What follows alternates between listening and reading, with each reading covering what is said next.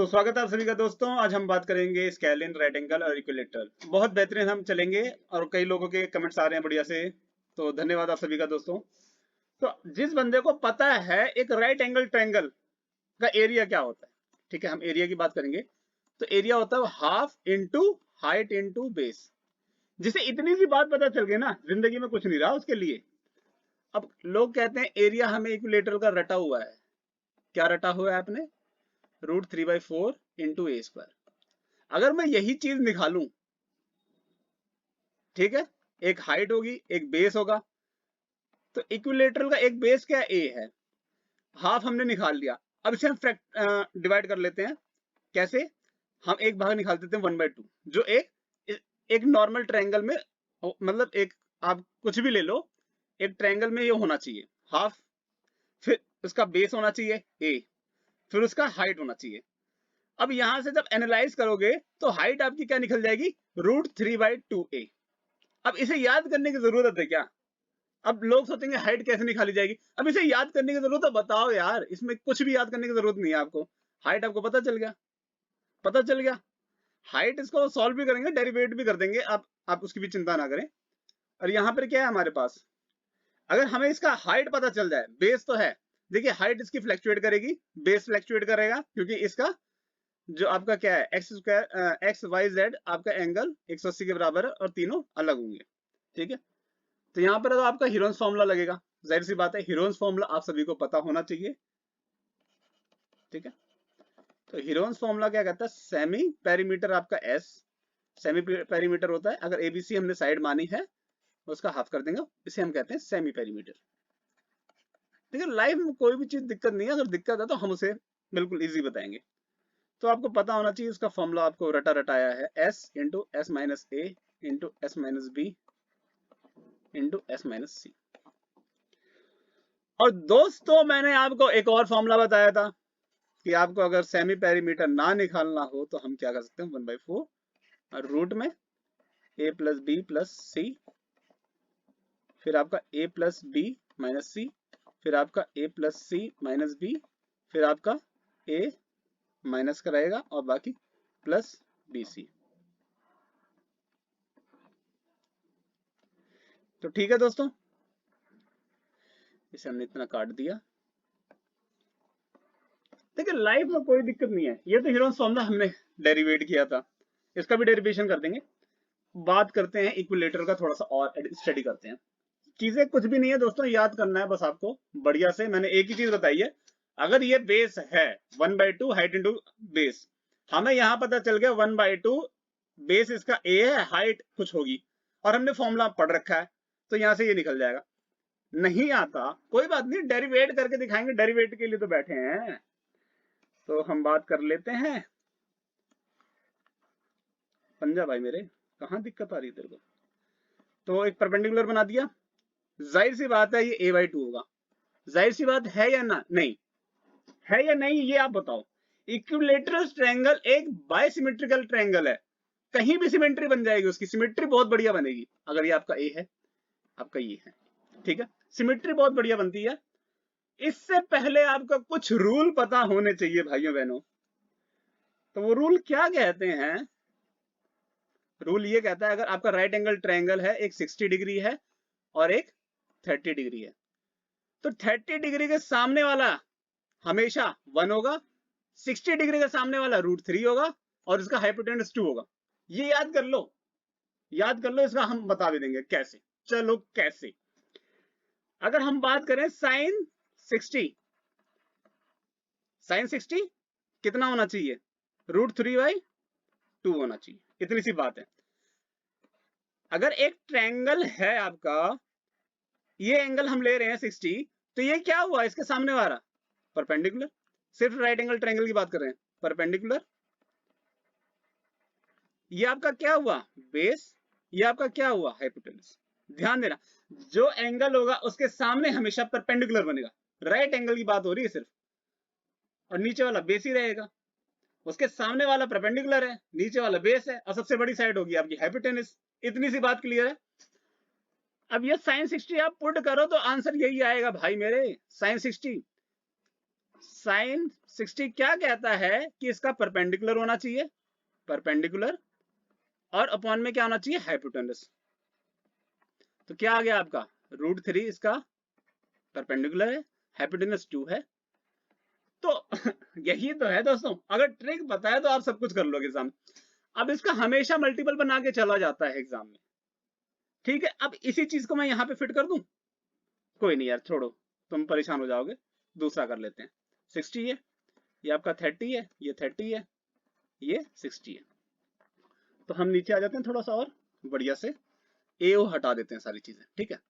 ये ज्यादा नहीं तो ताम झाम करेगी, ए हटा देते हैं, हम सीधा लिख देते हैं। अगर ये 1 है, ये 1 है, ये 2 है, ये 2 है, तो आपका ये कितना आ गया आपका, जाहिर सी बात है क्या आएगा, जब 60 मैंने आपको बताया है और आपको दो साइड पता चल गई 1 और 2 और एंगल पता चल गया 60, तो ये 30 हो गया। और 60 के सामने वाला क्या होगा, √3। तो हाइट कितनी हुई आपकी, √3 आई ना। तो वही चीज तो मैं भी बता रहा हूँ दोस्तों, यही चीज करनी पड़ेगी आपको एग्जाम में, आपको परेशान नहीं होना, ये ऐसे निकाला जाता है। कुछ गलती हो रही तो बता सकते हो आप, गलती हो रही है कुछ नहीं। तो ये चीजें आपको पता होनी चाहिए एग्जाम में कि कैसे चीजों को डेरिवेट किया जाता है, कैसे हम कॉन्सेप्ट, अब ये 30 वाला कॉन्सेप्ट बना है, आप इसके अलावा भी कॉन्सेप्ट बना सकते हो, कौन सा,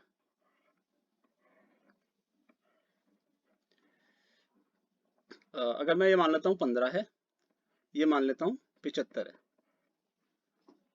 अब मेरे को बताओ साइन इंक्रीज करता है कि नहीं करता, साइन इंक्रीज करता है, 0 से 1 तक जाता है, वैल्यू इंक्रीज होती है। तो हमें इतना पता है कि जो इनकी वैल्यू आती है वो √3 -1 टू √2 होती है, और √3 + 1 √2 होती है। हमें इतना पता है ये 15 और 75 की वैल्यू होती है, अब ये नहीं पता ये किसकी होती है। तो मैं मानता हूं ये ज्यादा डिग्री है। देखिए साइन 15 या 75 इनका यही बनता है, ठीक है, इनका यही बनता है, छोड़ो सारी बात, इनका यही बनता है कि ये इनमें से कोई होगा। जैसे आप कंफ्यूज हो गए कि √3 पहले आएगा 30 पे आएगा या 60 पे आएगा, जैसे ये दो एंगल है, तो आप ये बताओ हाफ बड़ा हुआ या √3/2 बड़ा हुआ, हाफ कितना हो गया 0.5, ये कितना हो गया 1.73 और 0.2, तो ये कितना आ जाएगा 0.8, मतलब √3/2 ज्यादा हुआ, मतलब 0 डिग्री से अगर हम 90 की तरफ कूदेंगे, चीजें बड़ी हो रही है ना, तो 0.5 पहले आना चाहिए ना। 45 तो आपको पता ही है, 45 तो रट लिया आपने, ये √2 साइन का भी कॉस का भी, ठीक है। 45 थोड़ा सा लिख देते हैं आप सबको, थोड़ा सा, जो कॉस 45 है, साइन 45 है, वो क्या होता है आपका 1/√2। तो सबको पता है 1/√2। tan क्या होता है आपका, tan थीटा 1 होता है, कॉट 45, ओके ये 45 है, ये 1 होता है, ये सबको रटा हुआ है, रटा हुआ है। कंफ्यूजन कहाँ होती है, कहाँ एंगल छोटा आएगा कहाँ बड़ा आएगा, तो यहाँ पर होता है। और ये सारी चीजें ये भी आप सॉल्व करेंगे तो आपको हम कराएंगे ये भी, तो आपको पता चला, तो ये आपकी साइड आ गई। अगर आपको लग रहा है ये क्या है, P बाई, अगर मानते हैं हम P बाई हाइपोटेनस है, तो ये B मतलब बेस हाइपोटेनस, ठीक है। तो यहाँ हम पुट कर देते हैं और √3 - 1, और हम चेक करते हैं क्या 75 का ज्यादा आना चाहिए, तो हमने गलत करा है कुछ, हमने गलत करा है कुछ। तो हमने क्या गलती करी है, फिर से गलती कर दी,